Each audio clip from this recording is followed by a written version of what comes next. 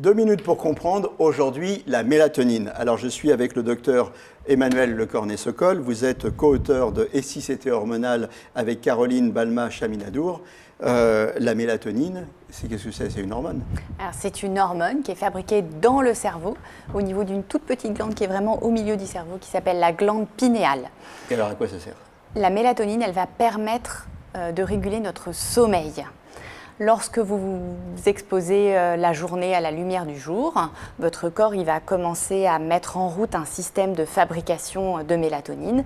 Et en toute fin de journée, dans la soirée, il va y avoir un grand pic de mélatonine qui va être sécrété. Et c'est grâce à ce pic de mélatonine qu'on va pouvoir s'endormir. Donc le régulateur, là, c'est la lumière. Et oui. Ce qui explique aussi les problèmes de déficience de sommeil avec les écrans. Parce que l'organisme ne comprend plus bien. Oui, le problème c'est que les écrans vont entraîner une perturbation de l'arrivée de la lumière et donc une perturbation de ce cycle de la mélatonine. Donc l'un des conseils qu'on peut donner, les tout premiers conseils de base quand par exemple vous avez des troubles du sommeil, c'est dans la journée, plutôt en milieu de journée, en particulier si c'est l'hiver pour avoir beaucoup de lumière, allez faire une promenade d'une demi-heure et comme ça vous allez vous exposer à la lumière du jour et dans la soirée ça permettra au sommeil d'arriver plus facilement. Ça marche aussi? Par exemple, ça peut être aussi une autre solution.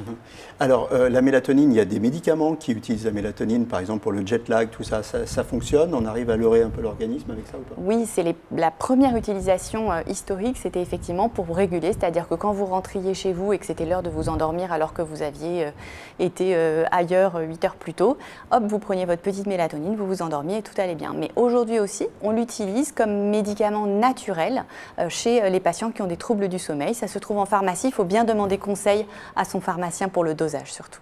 Voilà, bonne nuit.